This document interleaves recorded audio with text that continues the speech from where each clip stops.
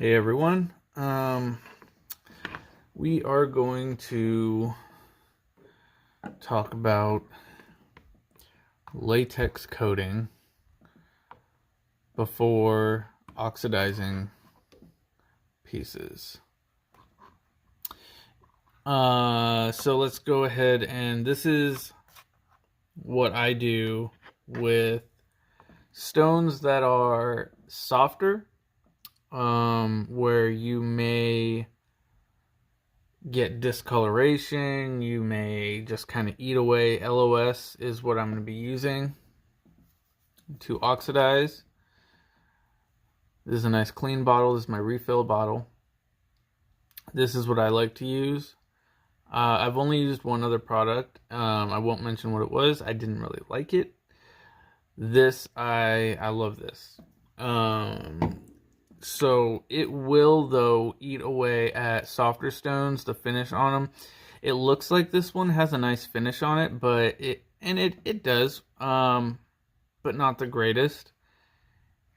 It is a Varisite cab, so kind of like turquoise, a little softer. I'm gonna do this, especially since it doesn't have the best shine on it. LOS will eat away at a polish and dull it, or it'll discolor it. So I have a peridot in the bale. I think the rule of thumb on stones you're dipping in LOS would be, I think the rule of thumb is about 6 on the hardness scale. So 6 is kind of iffy. Under 6, you definitely don't really want to dip it raw if you can help it. The peridot is a 6.5 to a 7, so I won't be needing to put anything on that. It should be just fine. But other stones like Varisite, turquoise, malachite, for instance, opals, those are all stones you're going to want to either coat, or you're going to want to set into your piece after doing the patina. So you have a couple of options. This is one option for if you have just a simple bezel and open setting where there's really not much getting in the way of the stone. You can go ahead and try this. So I won't probably be able to get under there, but you'll see. So this is what I'm using. I literally picked this up because of the color. I got this on Amazon. And they have clear ones. And then this is the only one I actually found with a tint. So I wanted one with a tint so I could see, hopefully, when I get a nice thick coat on there, it'll have a little bit of a tint to it. You'll see when this goes on in one thin coat, or where it's thinner, it'll be almost translucent. So when it's kind of pink, I know I have a good coating on there. You can also, I haven't looked into it. I know people that do electroforming, they use, I guess you would call it a more industrial latex coating, and it's like just straight rubber. I've seen them try and pull it off. Not try, but when they pull it off, it's really rubbery. This has been good enough for me, for what I've been doing. So, like I said, this is what I'm using. I will go ahead and show you real quick, at least with the first coat, because that's the thing, is I do a few different coats. And you can see it has a brush. It's pretty liquidy. Let's go ahead and put a coat on it. Okay, so I am going to go ahead and start the first coat. And any ladies that I've noticed that, honestly, I've noticed that there's a lot of talented guys that do this too, wire wrapping and whatnot, but I'm not gonna lie, since I've been doing this, I've noticed most of the people doing this are ladies. So you may be better at this than me, because I don't do a lot of nail polish stuff, so. But I am a painter by trade, so can usually get pretty straight lines. So I'm just going to get as close as I possibly can to the edge. And it's kind of liquidy, so I'm trying to keep that in mind when I'm doing this. I don't want it to pool up on the edge and then run down into my wire. I don't want any of this on the wire, or it will protect the wire from doing what I want it to do, which is oxidize. So it actually sets up pretty quickly. I guess if you do thinner coats, you could probably do this a little quicker, but I have some other stuff to get ready, so I have time to sit and wait for this coat to dry off camera, and then I'll be back. So see, even right there where it looks like it's dipped down, there is a coating there, but it's already drying and it's thinner on the edge, so you see how it dries a lot more clear. Alright, so that's my first coat. I'll double check on how close I got to the edge when I come back when it's dry, and we'll go from there. Okay, and so you can see that it has set up quite a bit. I think it might still be setting up a little bit right here, but it's pretty much set up. So as you can see, that was a really thick coat, and as it dried, it's pretty translucent. I'm gonna go ahead, and it might be fine with just that coat since I did it so thick, but I'm gonna go ahead and do one more coat just to be safe and just try and get the edges a little bit better, or as good as possible.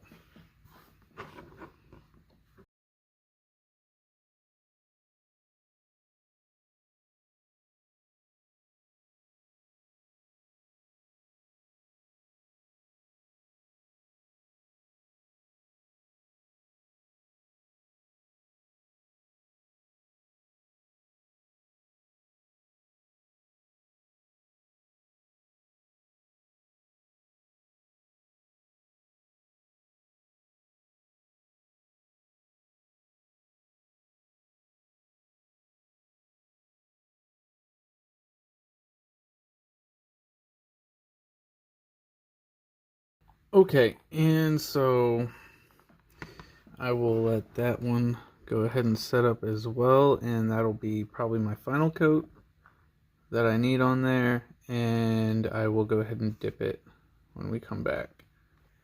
Okay, and now we are done with doing the latex coating on it. I got a fork. I don't like to get my fingers all in there. So you can see, try to get the edges a little bit better. They're still a little clear on the very edge, but it is coated as much as possible. And we're gonna go ahead and dip now. I've got my liver of sulfur solution. Since I'm not doing this at the sink, so I have multiple bowls. Normally I have 2 bowls.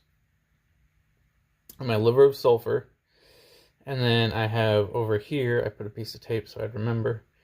The bubbles kind of give it away. It is baking soda. So I don't have any real measurements I put in it. I just put a decent amount of baking soda in, and I use, this is going to neutralize the LOS, by the way. I use pretty hot water, not boiled or anything, just hot, as hot as I can get it. I don't know about as hot as I can get it, but warm water, hot water will speed up the process. So for instance, if there's a stone that I cannot get the coating on, I will at least try and use very hot water. I usually do it anyways. I use more LOS than is asked for to speed up the process, and on top of that I use a warmer water. just so that if it's a stone that should probably be coated, like this, for instance, this turquoise, this tree I dipped without coating it because it's a tree. So I just tried to, when I do it with these stones, I try and do dips and use warm water, more LOS than is needed. Just basically try and get it to patina as quickly as possible so it's not in the liquid nearly as long. So I'm going to do the same thing with this. I'm going to dip the LOS and then I'm going to go over to the baking soda to neutralize it. Right.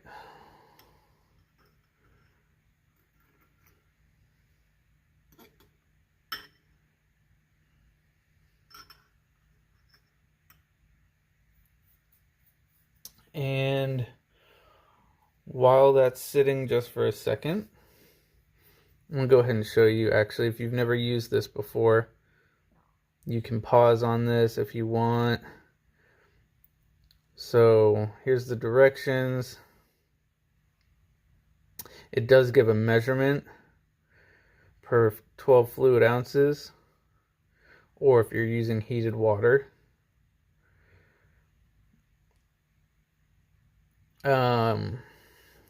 Directions, it does also say to use the baking soda to neutralize it. So that's what we got over here. So yeah, and don't get it in your skin, eyes. Yeah, it stinks if you get it on your skin, trust me. This is not a pleasant thing to be smelling right now. So this looks actually like it's already done.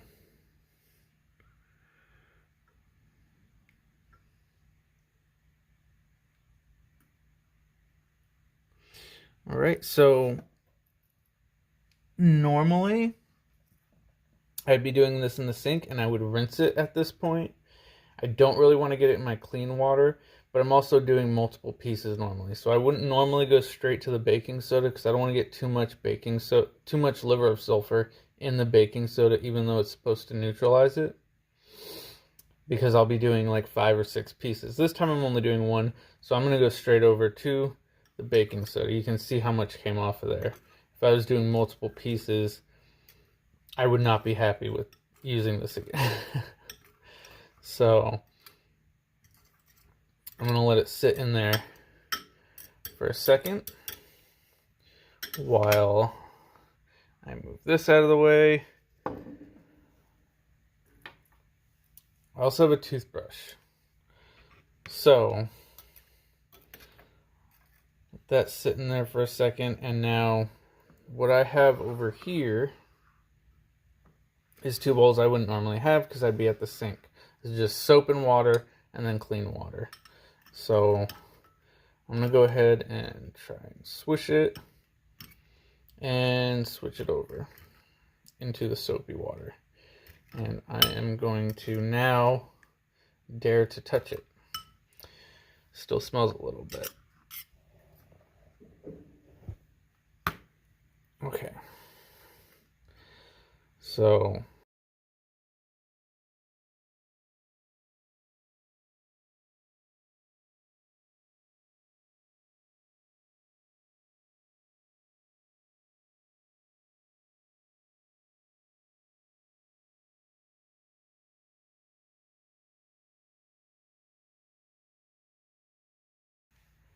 all right, and I'm going to transfer over from here to the clean water. This is where I would just normally just be rinsing it.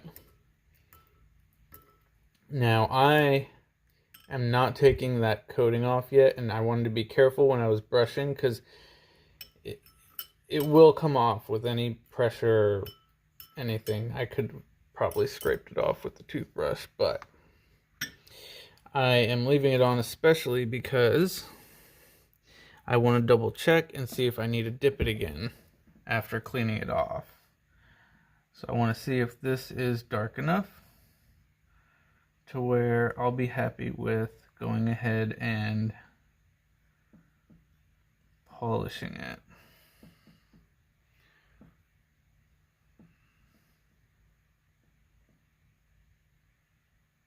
All right, so I may dip it one more time. This honestly looks pretty nice, but it's still a little clean for me.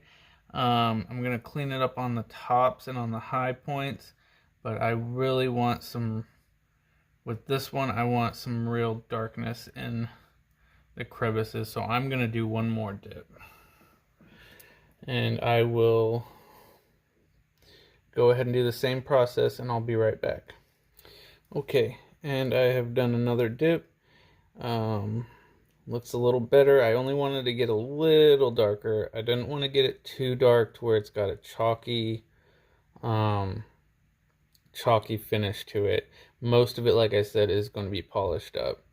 So I'm going to go ahead and peel this off now.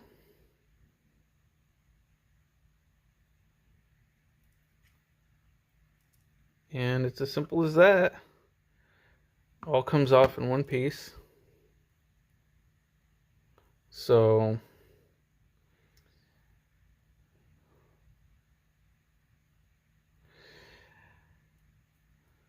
let's go ahead and I'm gonna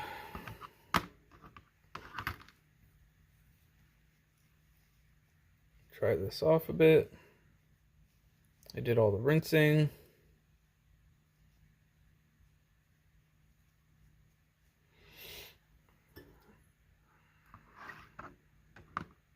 Okay, so I am going to go ahead and polish it up a little bit.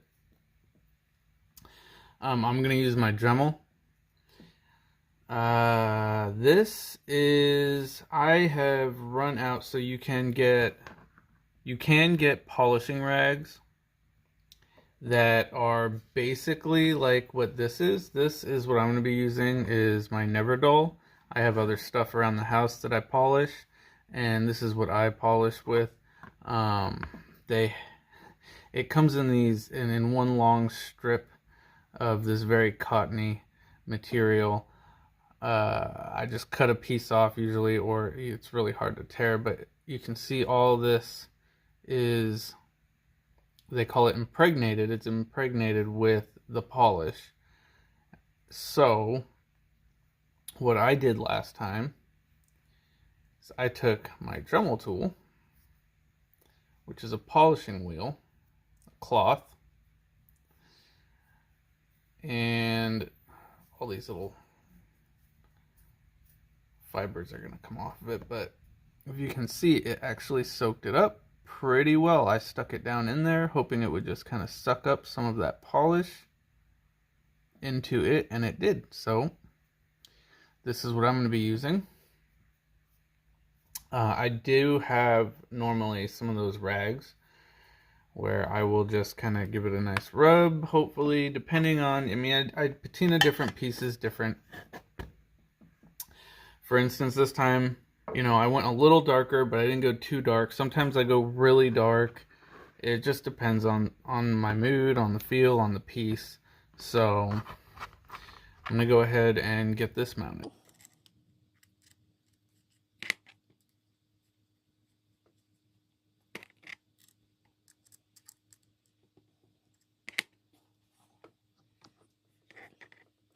Okay, and I'm just gonna give it a little bit of a polish, and we'll see how it goes.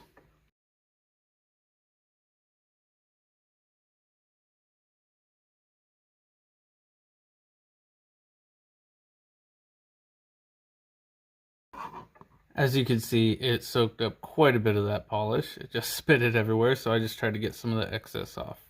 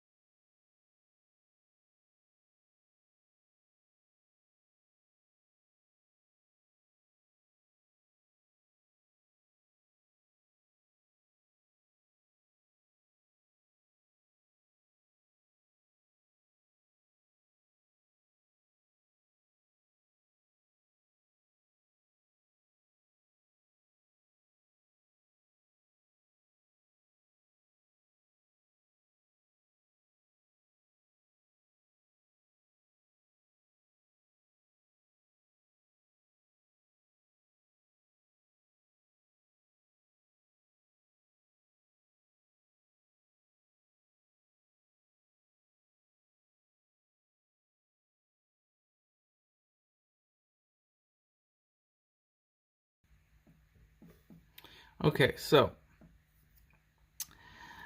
I have little fuzzes everywhere, but I've found that that is really one of the best ways I have to do it without messing up the stone. I've done it with not brass, copper. I will use a wire wheel to polish sometimes. It's a bit abrasive, but it works. It doesn't give quite as nice a shine as this does on the finish. So I don't want to use a abrasive wheel though on sterling silver. It's just too precious a metal. I don't want to scratch it up. I don't want to, rough it up at all. So you may not be able to see as well in the camera. I have this really bright light on it, but it has done what I want it to do, which is give it some character and definition is all. I still want this piece specifically to be quite shiny, quite sterling. So I just wanted it in these cracks and crevices to kind of make this pattern stick out a little more, which I think it accomplished. So that's about all there is to it on that end. Okay guys, so that's the finished product. The only other things I could mention is you'll hear sometimes some people talking about putting it in a tumbler afterwards. That'll give it a nice shine too. I don't personally have a tumbler, but then again, on a piece like this, I probably wouldn't want to put it in a tumbler with a variscite, turquoise, all those stones I mentioned earlier. I mean, you're going to be putting it in with a compound. I'm not sure. I haven't done it, so I'm not sure what compound they use. I think it's some type of metal or steel or stainless, something. But a mixture of that and water. And so it would be exposed to water for a long time. So I wouldn't do it with stones like this anyways.